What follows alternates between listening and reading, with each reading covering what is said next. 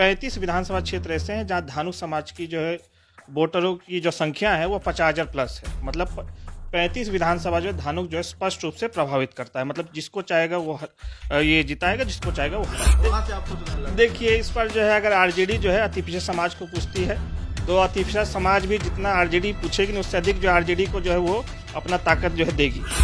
हम तो चाहे थे लोकसभा चुनाव जो विगत जो 2024 में हुआ और उसमें भी समाज की जो ताकत थी, जो आपकी समाज की संख्या के अनुपात में हिस्सेदारी जो थी वो कम से कम 4 से 5 लोकसभा सीट का जो है होना चाहिए था। लेकिन न एनडीए गठबंधन में ने न आपका जो है ये हम देखिए किसी को दोष नहीं देते हैं। यहाँ पे देखिए समाज जब तक अपनी ताकत नहीं दिखाएगा, समाज जब तक विरोध नहीं करेगा, समाज जब तक अपने नेताओं को समर्थन नहीं करेगा तो कोई भी पार्टी चाहे जेडीयू रहे, आरजेडी रहे, बीजेपी रहे, कोई पूछने वाली नहीं। तो बिहार में इस साल विधानसभा का चुनाव होना है और चुनाव को मद्देनजर रखते हुए जो अति पिछड़ा वोटर्स है, यानी जो अति पिछड़ा वोटर्स हैं बिहार में, उनको साधने का प्रयास तमाम राजनीतिक पार्टियां कर रही हैं। अब देखिए, 3-4 दिनों पहले आपने खबर देखा होगा कि जदयू कोटे से एमएलसी ललन प्रसाद बने हैं, धानुक जाति से आते हैं, अति पिछड़े हैं। और अब देखिए, कल हमने ही ये खबर ब्रेक किया था कि मंगनी लाल मंडल, पूर्व राज्यसभा सदस्य, लोकसभा सदस्य, विधान परिषद बिहार सरकार के मंत्री है, 5 फुट 2 इंच के, लेकिन बड़े धाकड़ नेता हैं,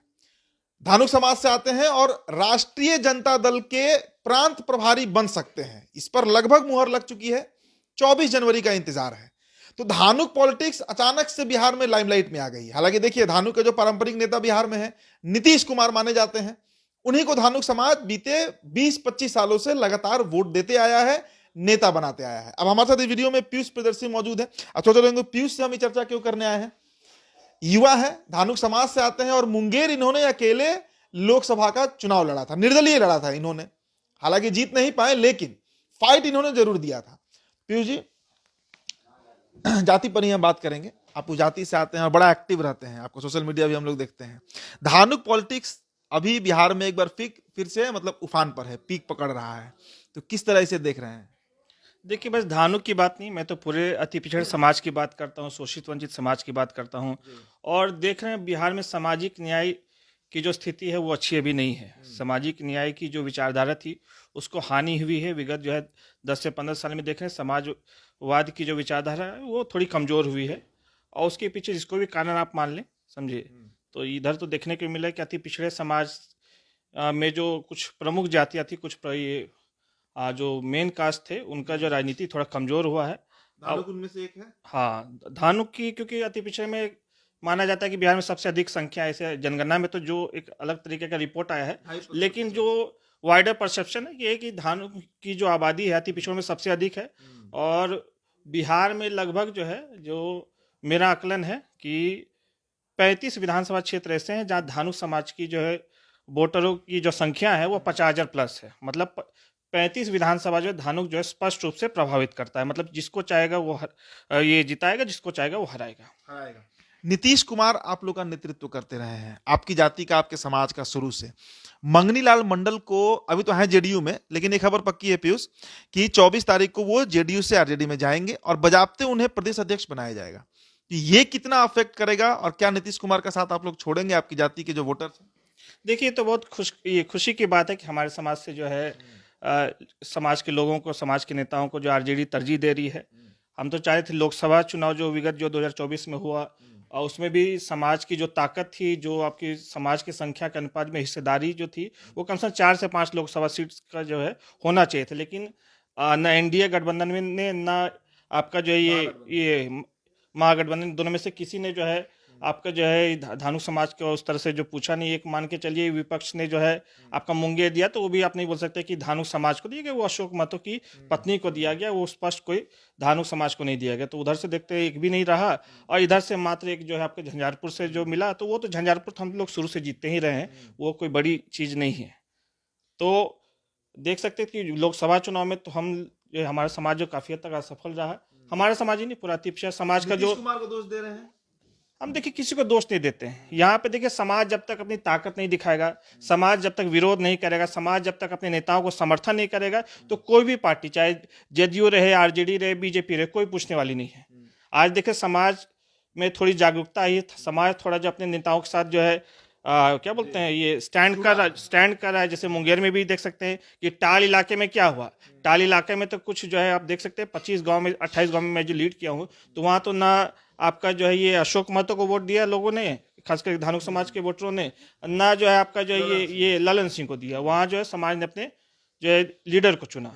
तो आपको दिया वोट टाल में। हाँ, तो वो तो देखिए स्पष्ट, जहाँ से मुझे वोट है वहाँ से स्पष्ट मुझे जो है और ये जो ना ये समझ सकते हैं कि अति पिछड़ा धानुक समाज ने स्पष्ट मुझे उस बूथ से लीड कराया है। अच्छा, तो अब धानुक समाज को सबसे बड़ा पद आरजेडी का मिलने जा रहा है, डिसीजन मेकर का पद होता है, प्रदेश अध्यक्ष का पद कम से कम टिकट देने में लेने में सब जगह रहेगा। आप भी चुनाव लड़ेंगे, तय है। मोकामा में आपका लगातार खबर भी चलता है कि आप चुनाव लड़िएगा। कैसे देख रहे हैं, कुछ दाल गलेगा आरजेडी में? देखिए, बड़ा स्पष्ट सवाल है ये। दाल गले का मतलब क्या होगा? मतलब टिकट मिलेगा, क्योंकि टिकट की मारे मारी रहती है। मोकामा बिहार का सबसे हाई प्रोफाइल सीट है, सब वहां का मतलब चर्चा पूरे देश में होती है, और वहां से आप सोच रहे हैं लड़ने का। देखिए, इस पर जो है अगर आरजेडी जो है अति पिछड़े समाज को पूछती है, तो अति पिछड़ा समाज भी जितना आरजेडी पूछेगी नहीं उससे अधिक जो आरजेडी को जो है वो अपना ताकत जो है देगी, समर्थन देगी। हम्म, तो मोकामा में समर्थन मिलेगा, जरूर मिलेगा। मोकामा में मिलेगा। अगर मोकामा से जो है हमें या फिर जो है समाज के लोगों को अगर मौका मिलता है, तो आप इतना मान के चलिए हमारा एक तरफा रुख रहेगा मोकामा में। एक तरफा रहेगा। हाँ, और भूमियार वोटर्स, भूमियार वोटर्स मतलब इसमें क्या? अरे भाई, मोकामा भूमियारों का सीट कहा जाता है, तो सिर्फ अति पिछड़े के वोट से जीत जाएगी ये राजद? नहीं नहीं, देखिए वो तो सभी कोई भी जो कैंडिडेट कहीं से जीतता है तो बस अगर मैं ही चुनाव लड़ूंगा मोकामा से तो बस धानुक जो है समाज की मान के लिए 20-25% है भी, तो ऐसा थोड़ी कि पूरा का पूरा दे देकर मैं निकल जाऊंगा।